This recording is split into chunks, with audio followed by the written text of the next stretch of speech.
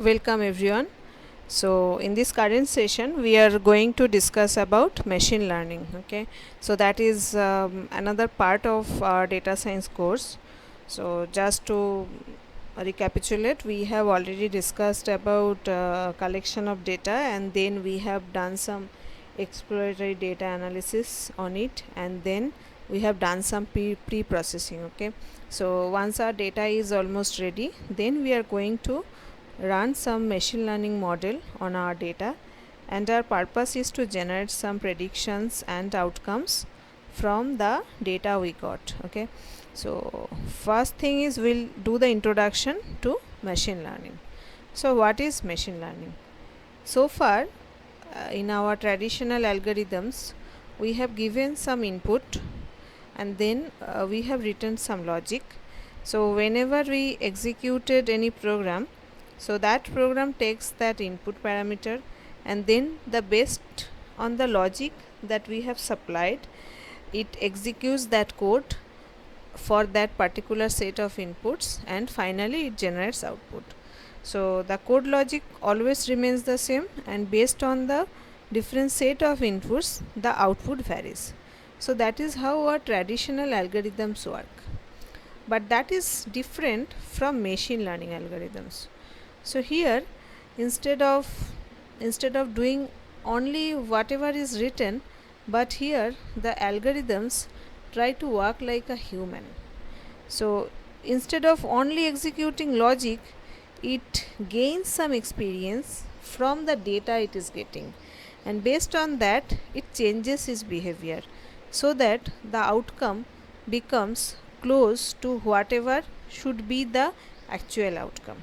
Okay, so initially what we do, we give some data set to the machine learning model, and from this data set it tries to understand that how the output variable is getting decided, means how this outcome or the target is closely related to the features we have supplied, and based on that it creates some logic on its own, so that when a next set of data is supplied to that model, then based on that experience it had from the previous data, it tries to generate the outcome.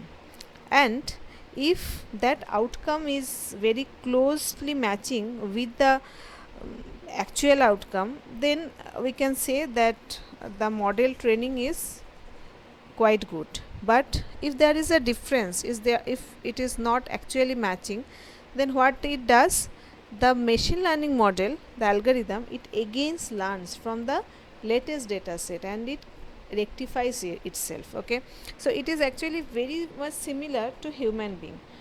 We learn initially something maybe in our childhood, and then gradually when we see new things and we have some experience, then we enhance our knowledge. So as we say that if we have some good amount of experience, then we work in a better way. So that is the only thing, that we whatever we learn, we don't stick to that like machines, right? So instead of that, what we do, we always gain some knowledge. We educate ourselves from the experience we get in our life. So machine learning algorithms or machine learning models are similar to that.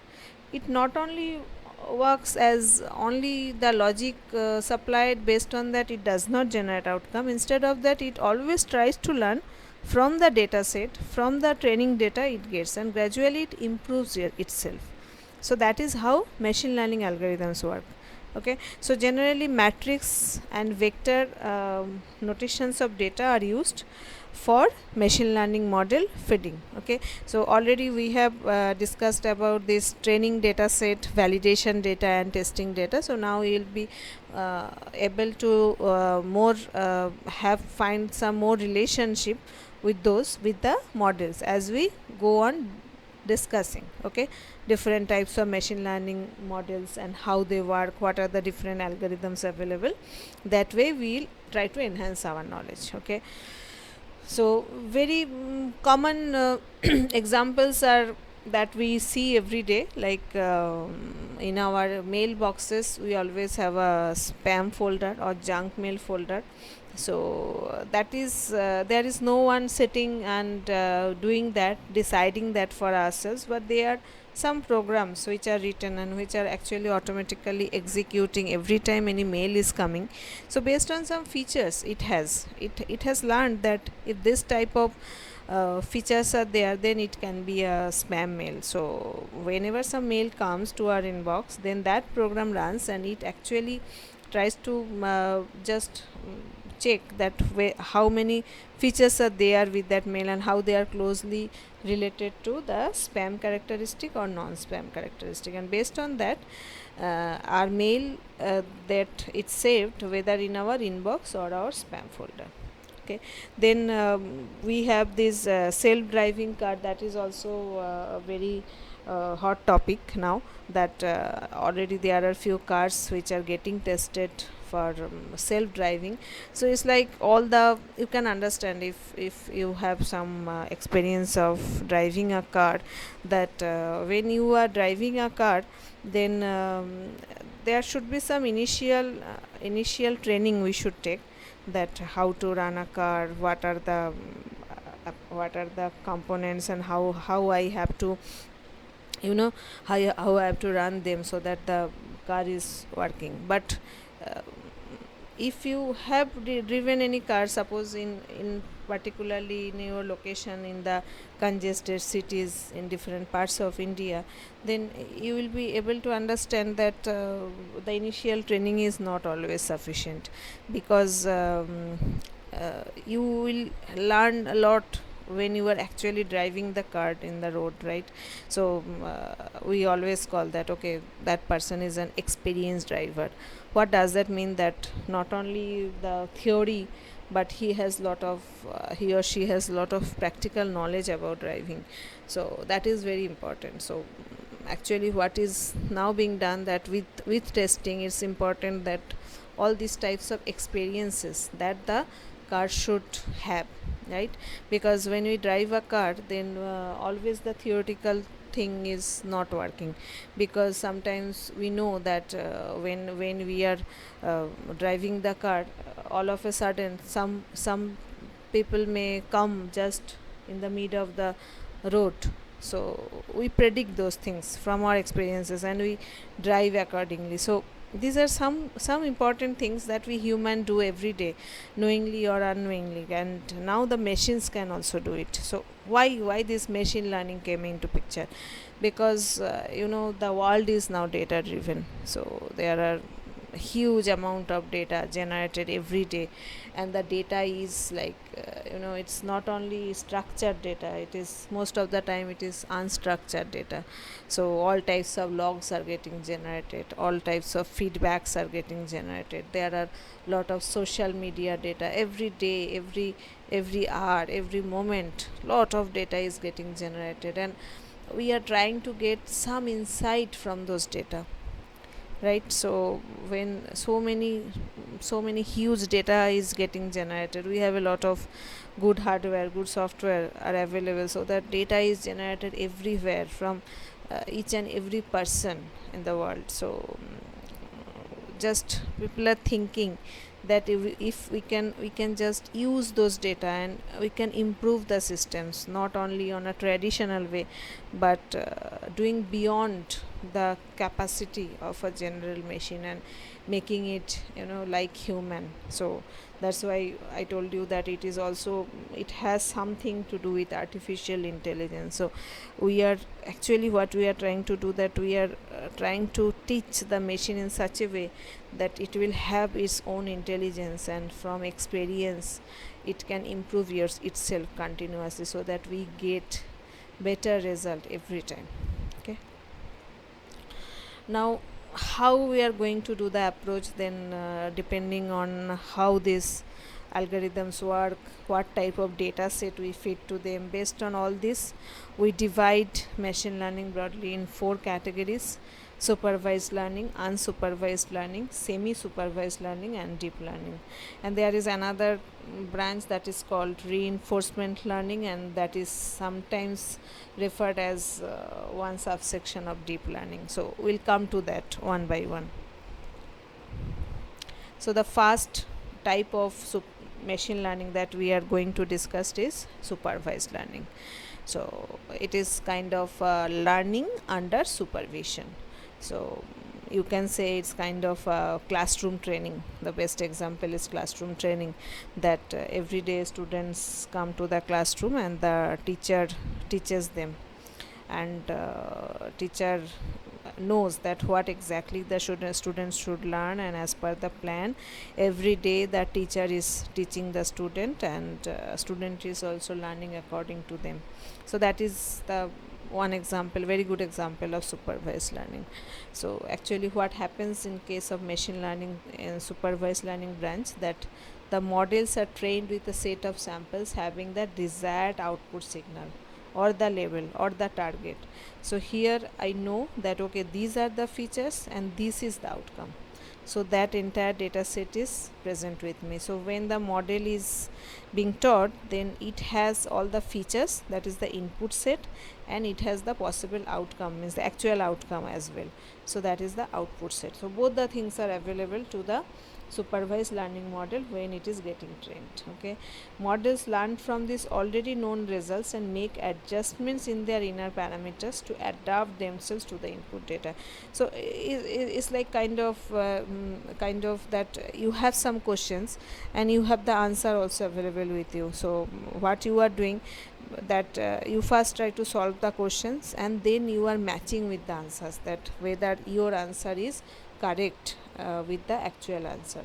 So if you get that okay, all the questions I could take correctly, I could answer correctly, so then I can be confident that okay, my learning is good, I have done the learning in the correct path. But suppose I got some questions and I gave some answer based on what I learned so far, and when I'm checking with the answer I'm seeing that no, it's not matching. So that does mean that whatever I have learned maybe in a incorrect way I have learned, so I have to change my learning. So supervised learning models also work in the same way.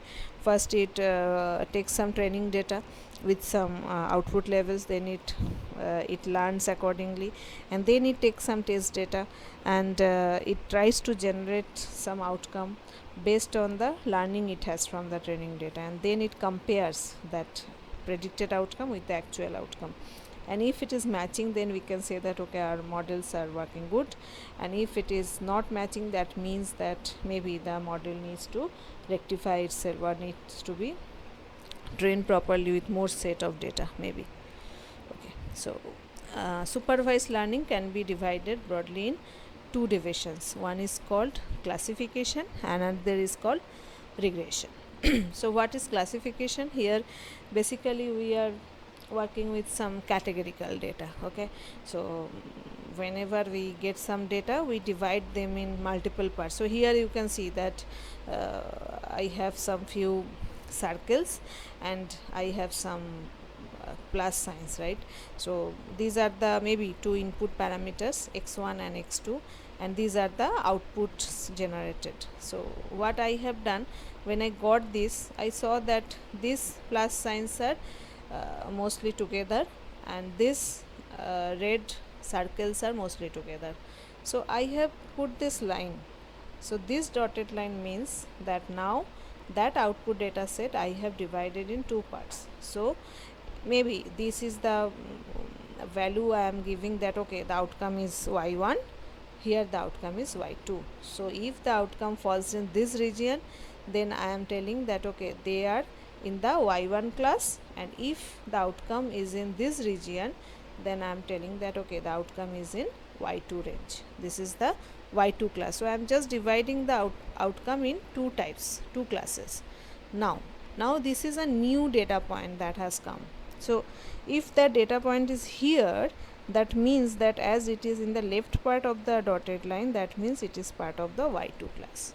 So based on my outcome data, I divide them in different parts, and when a new data comes, then I see that where it is in the based on the line, respect to this line where it is. So if it is in the left part, then it is in the y2 class. If it is in the right side, then it is in the y1 class. That way I can do classification. So here it is a example of binary classification, means I have only two classes, but I can have multiple classes as well. Okay, so here I told you about email spam detection, so that you can say it is a binary classification. So either the email can be spam or not. So based on some characteristics, you can say that okay, if these characteristics are matching, then it is in the spam folder, and if it is in the right side of that line, then it is in the inbox folder. So that way this binary classification can be done. Okay, so these are the few applications we have mentioned of classification, that email spam detection, speech recognition, handwriting recognition, biometric identification, document classification, etc. And there are many algorithms available. Some of important of them are logistic regression, naive Bayes classifier, nearest neighbor, support vector machine, decision tree, random forest. Okay, so we will discuss some of them as we gradually move on in the course. Next one, in supervised learning, that is called regression. Regression is mainly applicable for continuous data. So you know, right, that there is a difference between categorical data and continuous data.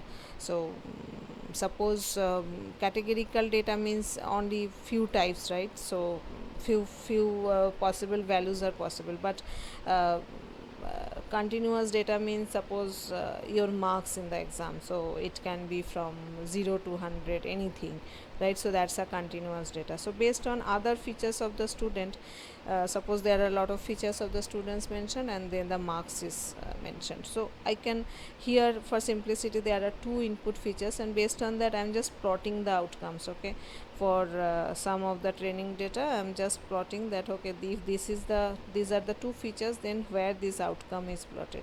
So as it is plotted, then this straight line is drawn. Okay, these I will come to detail. For regression we'll discuss on some algorithms on regression. So this line, the purpose of this line is that it should be as close as possible to the actual outcomes. Okay, so this line is very important. We have to think of many situations, many aspects to draw this line. So once this line is drawn, then for a particular value of x and y, suppose this is the value of x and this is the value of y, so it merges here. So I can say that okay, when the value of x is there and y is there, this is the possible outcome, right? So that way I can generate the possible outcome for continuous data. Okay, so here we have a number of predictors, and a continuous response variable allows us to predict a continuous outcome. Okay, so the very common application that we will discuss about also, that is house price prediction. Means suppose what will be the price, what can be the price of a house. So you can understand that is a continuous data actually, but the house has some features. Suppose that what is the location of that house, how many storied, what is the quality of the flooring, what are the facilities available, etc., etc. So based on that we have to generate suppose the house price.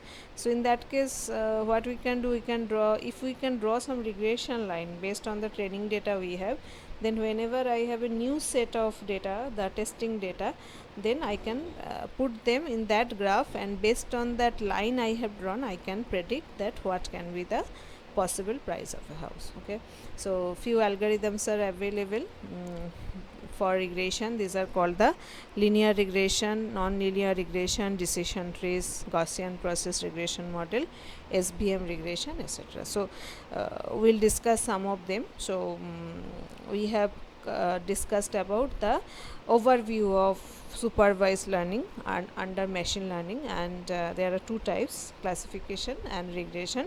So understand that classification is mainly to handle that categorical data, and regression is there to handle continuous data. Okay, so we have completed supervised learning. In the next module we'll discuss about unsupervised learning. So thank you for now.